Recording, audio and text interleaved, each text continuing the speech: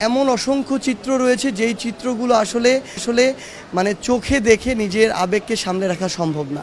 কারণ হচ্ছে এই মানুষগুলোকে আসলে এই বিষয়টা সারা জীবন সাফার করতে হবে। মাত্র ৩ জন এসেছে আসলে। কারণটা হচ্ছে, এক তো হসপিটাল এমন জায়গা নয় যেখানে আমি দল বেঁধে আসবো, দ্বিতীয়ত হসপিটাল এমন জায়গা নয় যেখানে আমি অনেকজন সাংবাদিককে বলে আসবো। বরং বরং আমরা এখানকার যদি পরিবেশটা বজায় রাখতে চাই, এখানে আমরা না হোক, তাহলে আমাদের এভাবে আসা উচিত, একটা প্রোটোকল মেনটেন করে। আর আমরা কিছু ফান্ড পেয়েছি, বিকেএমইএ তারা আমাদের একটা ফান্ড দিয়েছে ভালো সংখ্যক। এই ফান্ডটা আমরা দেওয়ার জন্য এমন অসংখ্য চিত্র রয়েছে যেই চিত্রগুলো আসলে মানে চোখে দেখে নিজের আবেগকে সামলে রাখা সম্ভব না। কারণ হচ্ছে এই মানুষগুলোকে আসলে এই বিষয়টা সারা জীবন সাফার করতে হবে। আমরা এই যে দেশের যে এই স্বাধীনতা, এই স্বাধীনতার যে কতটা মূল্য দিতে হয়েছে, এটা আপনি হসপিটালগুলোতে আসলে এখন বুঝতে পারবেন।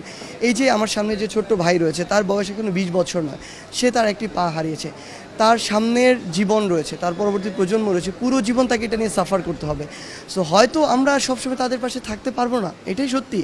আমরা আসলে কিন্তু এই যে সাফার যেটা করা, সেটা কিন্তু তাকে সারা জীবনে করতে হবে। তো এই জায়গা থেকে আমার মনে হয় সরকারের জায়গা থেকে হোক, আমাদের জায়গা থেকে হোক, দায়বদ্ধতা যেই মানুষগুলোকে লং টার্মে সাফার করতে হবে তাদের যেন টেক কেয়ার করা হয়, তাদের যেন ওই প্রায়োরিটি লিস্ট থাকে এবং ওইভাবে আর্থিকভাবে সহযোগিতা করা হয়।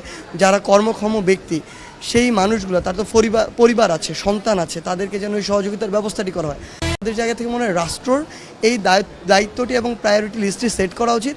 আর আমাদের দায়বদ্ধতা রয়েছে, সেই জায়গা থেকে আমরা সবসময় চেষ্টা করব। হয়তো সবসময় আমরা মিডিয়ায় বলবো না, সোশ্যাল মিডিয়ায় বলবো না, আমরা বলাটাকে এত বেশি প্রায়োরিটিও দিচ্ছি না। আমাদের যে কাজ নীরবে হোক, নিবৃত্ত হোক, আমরা আমাদের সেই কাজ করে যাব। এই যে ত্যাগ, এই ত্যাগকে কোনো মূল্যে, কোনো বিশেষণে বিশেষায়িত করা সম্ভব নয়, কোনো মূল্যেও সীমাবদ্ধ করা সম্ভব নয়।